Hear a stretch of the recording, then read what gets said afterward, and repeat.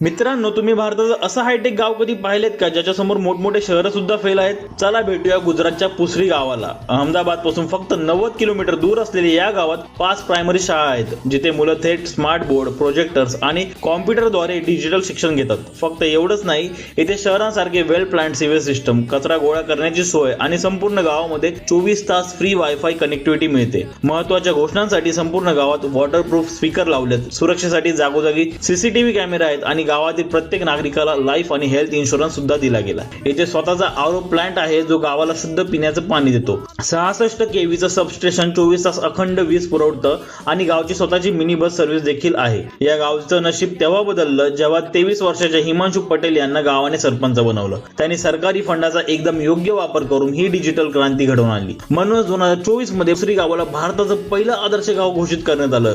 जर ही माहिती आवडली असेल तर आपल्या डबल इंजिन वाले चॅनलला नक्की सबस्क्राईब करा. धन्यवाद.